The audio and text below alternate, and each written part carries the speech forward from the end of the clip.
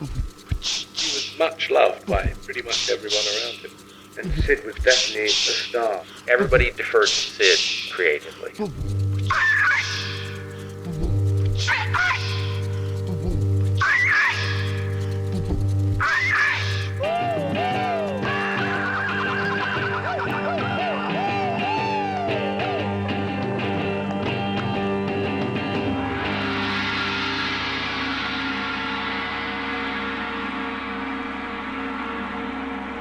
The Pink Floyd.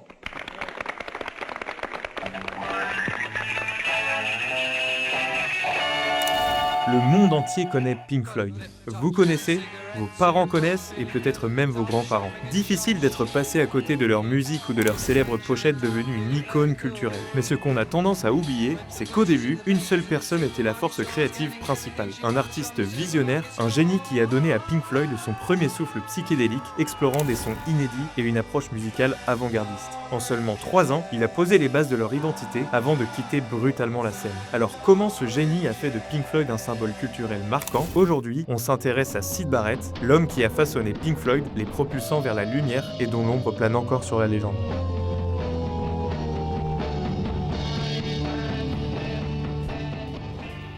I think the first time I met Sid was at a Saturday morning art class that we both attended at Homerton College in Hills Road in Cambridge. When I suppose I was 9 or 10 and he was 8 or 9, we became close, when we were teenagers. Waters rend souvent visite à son jeune ami et l'observe gratter sa guitare dans la maison familiale des Barrett. Ces séances informelles dans le salon de la mère de Sid sont les premières interactions musicales. Waters écoute, fasciné, les accords et chansons que Sid expérimente sur sa guitare acoustique. Dès son adolescence, Roger Barrett affiche un tempérament artistique et excentrique. À 15 ans, il adopte même le surnom de Sid, en hommage à un musicien local nommé Syd Barrett, modifiant simplement l'orthographe pour se distinguer. Plus extraverti que la plupart de ses camarades, le batteur Nick Mason se souvient que, à une époque où chacun jouait les jeunes cool et réservés, Sid était étonnamment expansif. Cette personnalité sans gêne de Syd Barrett marque profondément ceux qui le côtoient, notamment Waters qui apprécie son énergie créative. À Cambridge, Sid et Roger écoutent les disques de rock et de blues américains qui arrivent en Angleterre et imaginent déjà créer leur propre musique. Barrett fait même ses premiers pas sur scène avec un petit groupe local, Geoff Mott and the Motos, où, à 16 ans, il reprend des titres de Buddy Holly et Eddie Cochran. Bien que Waters ne fasse pas partie de ce groupe, il observe de près les talents de son ami et encourage ses ambitions musicales. En 1962, après le lycée, Roger Waters part étudier l'architecture à la London Polytechnic à Londres. C'est là qu'il rencontre 2 autres passionnés de musique, Nick Mason et Richard Wright. Très vite, une complicité naît entre ces jeunes gens qui partagent cette envie de jouer de la musique pour le plaisir. Ils forment alors en 1963 le groupe Sigma Six. En 1964, Syd Barrett quitte Cambridge pour Londres, où il s'inscrit à son tour dans l'école d'art de Camberwell College of Art. Naturellement, il se rapproche de son ami d'enfance Roger Waters, qui l'invite à Stanhope Gardens, où il vit avec Mason. And as it happened, by the time he arrived, I was already playing with a few other people, so he kind of joined in.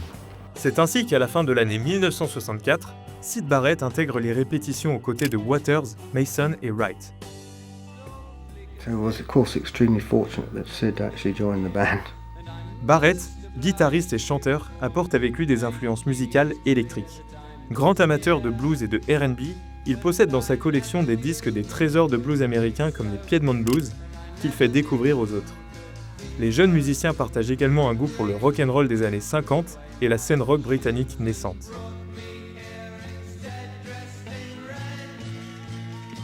Les répétitions s'enchaînent, souvent dans de longues improvisations nocturnes. À la fin de l'année 1965, le groupe décroche quelques engagements dans des petits clubs londoniens. Ils deviennent même le groupe résident du Countdown Club à Kensington, où ils jouent jusqu'au petit matin dans des sets marathons de 90 minutes chacun. Ces nuits de performance forcent les musiciens à faire preuve d'endurance et d'imagination pour occuper la scène pendant des heures. Puisqu'ils ne peuvent pas enchaîner des morceaux de 3 minutes, ils commencent à allonger leurs interprétations par de longues sections instrumentales. Nick Mason racontera que c'est durant cette période, face à la nécessité d'éviter les répétitions de morceaux, que le groupe réalisa qu'il était possible d'étendre les chansons en de longs solos. Cette découverte va s'avérer formatrice, elle jette les bases du style psychédélique et expérimental qui fera plus tard la renommée de Pink Floyd. Le public découvre alors un jeune groupe qui s'éloigne peu à peu des simples reprises de R&B pour explorer des territoires sonores plus audacieux. En même temps que leur style musical se construit, le groupe va aussi construire son identité en valsant entre plusieurs noms: Sigma Six, The Megadeth, The Abdabs, The Screaming Abdabs, Leonard's Lodger, Spectrum 5. Finalement, vers la fin de l'année 1964, le groupe opte pour un nom plus sobre et typiquement british, The T-Set. Mais en 1965, lors d'un concert qu'ils doivent assurer, les musiciens découvrent qu'un autre groupe figurant sur la même affiche s'appelle également The T-Set. Sid puise alors dans sa collection et fusionne les prénoms de deux musiciens qu'il admire, Pink Anderson et Floyd Council, deux artistes de blues de Caroline du Sud et du Nord. Ce soir-là, sur un coup improvisé, The Pink Floyd Sound voit le jour, signant l'acte de naissance du groupe. Rapidement, on parle simplement de Pink Floyd. Le groupe est né, prêt à entamer son voyage sonore novateur, même si, en ce milieu des années 60, ses membres sont encore loin de se douter de la légende qu'ils sont en train d'écrire.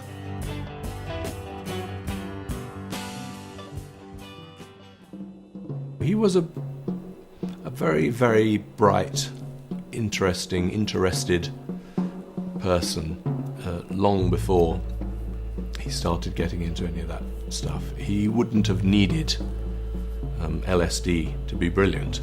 He was, a shining light, but he was an original thinker. À cette époque, grâce à la créativité débridée de Barrett, Pink Floyd s'impose comme l'un des groupes phares de l'underground psychédélique britannique. Le groupe devient la figure des soirées de l'UFO Club à Londres, un lieu où vit la contre-culture psychédélique. Dans ce club, leurs concerts combinent de longues improvisations instrumentales, des projections lumineuses et des sonorités peu exploitées pour l'époque. Sur le plan musical, Syd Barrett façonne le son Pink Floyd originel. Guitariste autodidacte, il développe des techniques originales qui contribuent à l'authenticité du groupe. Dès 1966, Barrett compose des pièces instrumentales hallucinées comme Interstellar Overdrive, un long jam où il crée d'étranges vagues sonores en faisant glisser un briquet Zippo le long des cordes de sa guitare branchée sur un Echo Binson.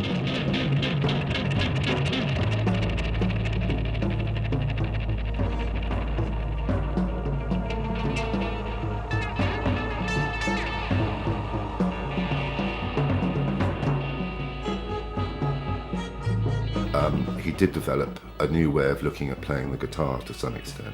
Ce morceau, véritable déluge d'improvisation, fait de Pink Floyd le fer de lance de la scène rock psychédélique de Londres.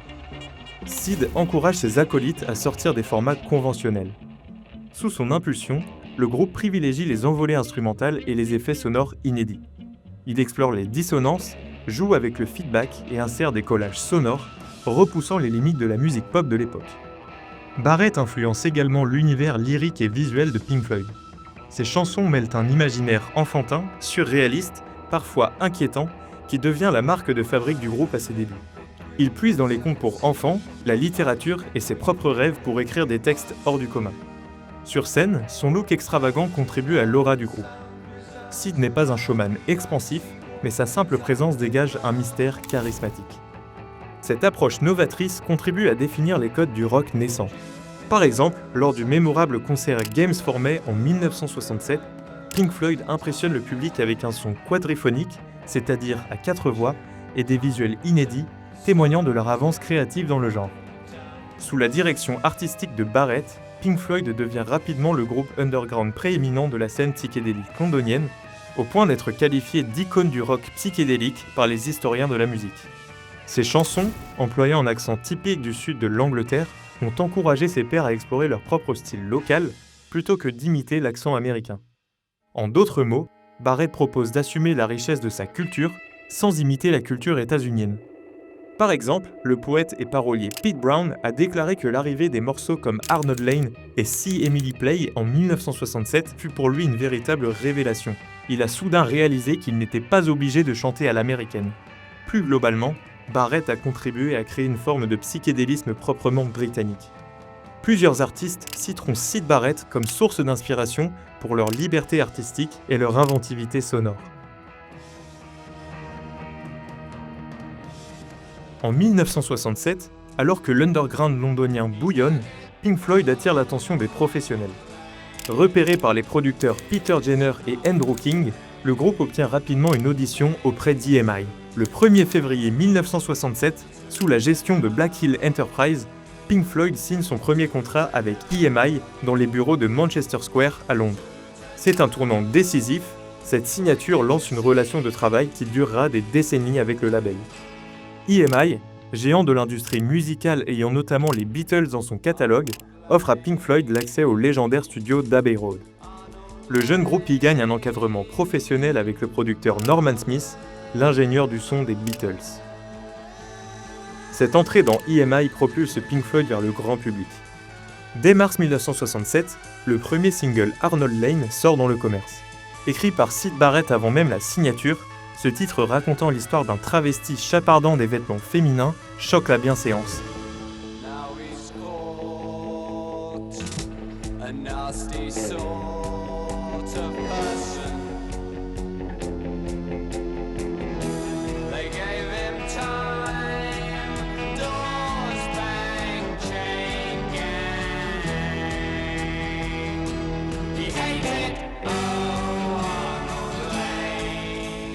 Well, first of all, you have the oddness of the lyrics. That the lyric is definitely not like any other pop tune. I mean, the character and the situation is. The BBC refused to play it because it was odd and kind of saucy in a way. Well, it's about this English pervert. Yeah, about an English pervert. The week that Arnold Lane came out, and I think you'd say that Arnold Lane was from another world compared with what was going on around it. It was completely unconventional. Pourtant, la chanson rencontre un succès et parvient dans le top 20 des charts britanniques, preuve que l'imagination de Barrett trouve déjà un public. Fort de cet essai, le groupe enchaîne avec See Emily Play, un second 45 tours composé par Syd.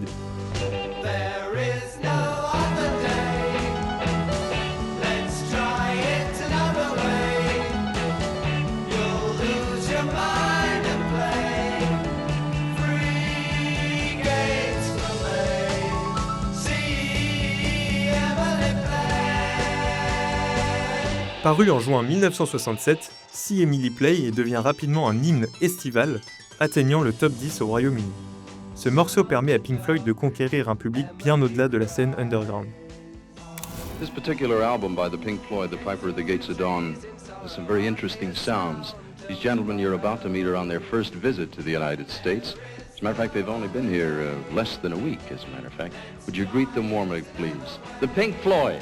En juillet 1967, les 4 musiciens font même leur première apparition à la télévision dans l'émission Top of the Pops pour y jouer See Emily Play, un exploit pour le groupe qui quelques mois plus tôt se produisait encore dans des petites salles. Le soutien d'EMI se révèle déterminant dans la production du premier album de Pink Floyd. Syd Barrett et ses camarades enregistrent The Piper at the Gates of Dawn au studio d'Abbey Road. Alors qu'en parallèle, les Beatles travaillent dans le studio voisin sur Sgt. Pepper's. Sorti en août 1967, The Piper at the Gates of Dawn est considéré comme l'un des meilleurs albums rock psychédéliques des 60s. And certainly the first record, the first album, Piper at the Gates of Dawn, is a record of Syd's songs. That's what it is. Well, there were lots of great songs on that first album in that particular style that he developed. But it was the way, part of what was good was the way that he allowed the lyric and the rhythm to attach to one another in a way that was both poetic and musical. Grâce à EMI, Pink Floyd dispose pour la première fois des moyens d'enregistrer les expérimentations sonores de Syd en haute qualité et de les diffuser largement. À ce stade, l'ascension de Pink Floyd est fulgurante et Syd Barrett en est le moteur principal. En studio, il n'hésite pas à diriger les séances d'enregistrement selon sa vision. Durant l'enregistrement de Piper at the Gates of Dawn, bien que Norman Smith soit le producteur officiel, Syd sait ce qu'il veut artistiquement et s'y tient. I mean, like doing the first album was incredibly exciting because we were doing things very different to anyone else. We were refusing to cooperate. Why has it all got to be so terribly loud? For me, frankly, it's too loud. I just can't bear it. I happen to have grown up in the string quartet, which is a bit softer. So, why has it got to be so loud? So amplified? Well, I don't guess it has to be, but I mean, that's the way we like it. And we didn't grow up with a string quartet, and I guess that could be one of the reasons. The Piper at the Gates of Dawn marque ainsi l'aboutissement de cette première phase de leur carrière, un album audacieux, novateur et imprégné de l'imagination foisonnante de Barrett. À la fin de 1967, Pink Floyd est en crise. Malgré le succès de leur premier album, Syd Barrett devient de plus en plus imprévisible. Rongé par une consommation excessive de LSD et des troubles mentaux naissants, il alterne entre fulgurance artistique et comportements incohérents. There is no doubt that Syd was schizophrenic and that he was taking those drugs at the same time. We all became very worried and concerned about that, and tried to get him to shrinks. And I alerted his family as well. Sur scène, il joue à peine, oublie ses parties ou joue un seul accord en boucle. Si le public perçoit ces bizarreries comme du psychédélisme pur, ses compagnons voient surtout un effondrement progressif. With the best will in the world, there was no way other than saying that Syd was a problem. He was no longer able to function in a rock and roll band because he wasn't making enough contact with the reality of the situation. Face à cette impasse, Roger Waters, Nick Mason et Richard Wright décident d'intégrer David Gilmour, un ami d'enfance de Syd et guitariste talentueux, pour stabiliser leur performance. And at that one, Nick sidled up to me and told me that things were getting pretty desperate, and I was to keep it under my hat, but they were thinking of making some sort of a change, and would I be interested? L'idée initiale est que Gilmour joue en live pendant que Barrett se concentre sur la composition en studio. Mais la réalité rattrape vite le groupe, Syd devient imprévisible en répétition, sabote leur nouvelle chanson Have You Got It Yet en changeant les accords à chaque instant et manque plusieurs concerts. We covered up for him as well as we could and played very weird music. Had to cover up his awful sounds, if you like, coming out of the guitar, and this obviously, I just tried to play around it, as far as I remember, and so did all of us. And because of the time, I think, as I say, the audience kind of accepted it. Not always, but a lot of the time. They just couldn't believe what was happening on stage, basically.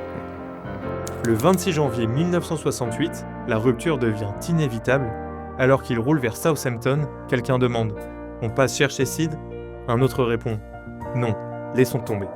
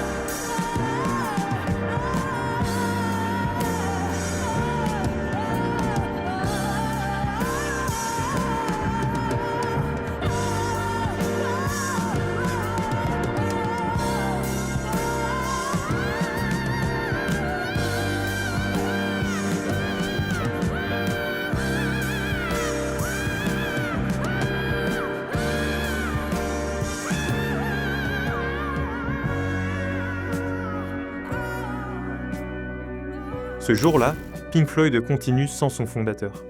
Officiellement, son départ ne sera annoncé que quelques mois plus tard, mais la décision est déjà actée. Si cette exclusion leur permet enfin de jouer sans encombre, elle laisse un profond malaise. I'm sure we were all sort of full of some sort of guilt and remained that way for a long time. How could we possibly survive?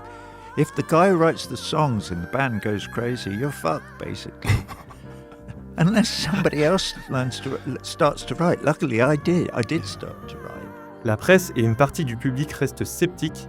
Sans Barrett, Pink Floyd a-t-il encore une identité ? Même les managers quittent le navire pour suivre Syd en solo.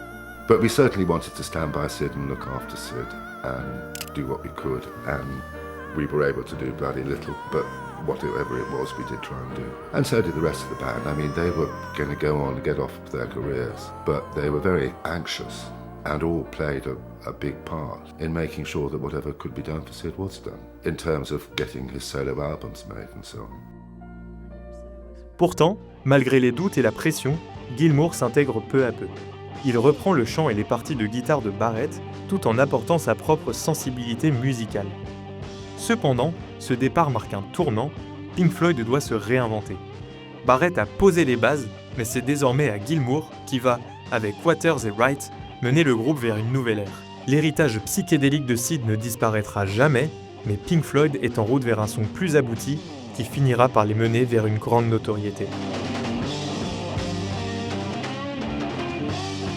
Plutôt que de renier l'héritage de Barrett, Gilmour en respecte l'esprit tout en insufflant une nouvelle dynamique. Sur scène, il reprend les morceaux de l'ère psychédélique comme Astronomy Domain et Interstellar Overdrive, mais en parallèle, le groupe explore de nouveaux horizons. L'album Saucerful of Secret marque cette transition. Il contient le dernier titre de Barrett, Jug Band Blues, tandis que des morceaux comme Set the Controls for the Earth of the Sun et A Saucerful of Secrets révèlent l'évolution vers un son plus planant et expérimental.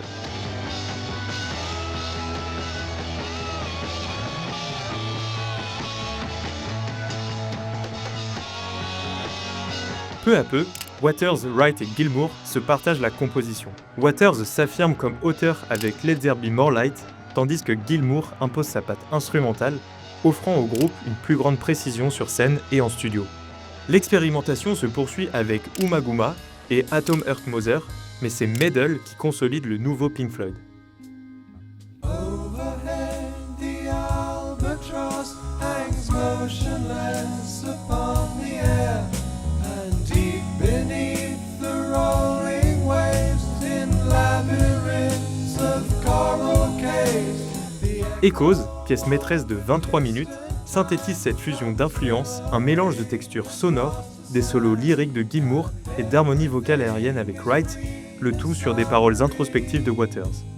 Ce lent glissement vers le rock progressif atteindra son apogée en 1973 avec The Dark Side of the Moon, troisième album le plus vendu au monde. Mais l'ombre de Syd Barrett ne disparaîtra jamais complètement. En 1975, sur Shine On You Crazy Diamond, il fait une apparition impromptue en studio. Finally, I think it was David who said, Nick, recognize him? And said, it's Sid. Pink Floyd comprend à quel point il est resté une présence fantomatique dans leur musique. I mean, Sid appears obviously on Wish You Were Here a lot, and also in The Wall a lot. So he was, my friendship with him and his illness combined, provide an enormous opportunity for grief. It's sad. It's very sad. I'm still very sad about it. It describes how I experienced his disintegration, and it describes as well the great desire I had then and still have now, and the passion I have to celebrate him and his talent and his humanity, and to express the love that I have for him. Si Barrett a allumé l'étincelle du groupe, c'est Gilmour qui, en reprenant le flambeau, l'a propulsé vers une telle popularité.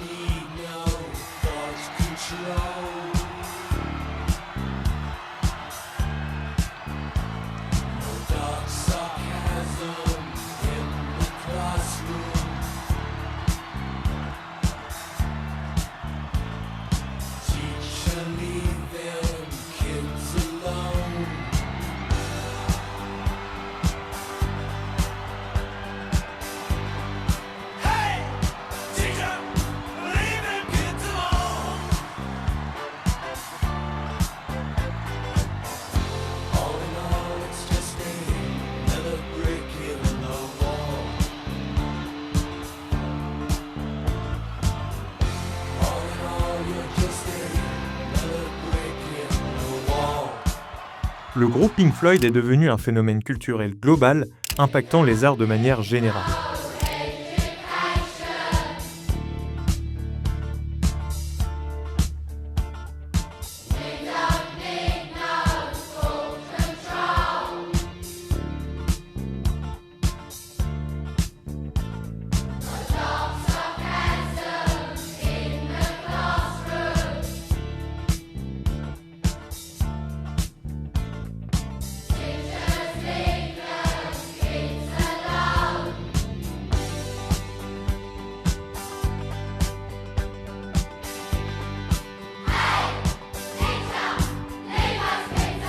Finalement, Pink Floyd a transcendé le simple statut de groupe de rock pour devenir un phénomène culturel global. Aujourd'hui encore, leur empreinte est présente, prouvant que l'héritage de Syd Barrett, le visionnaire, et de Pink Floyd est intemporel et universel.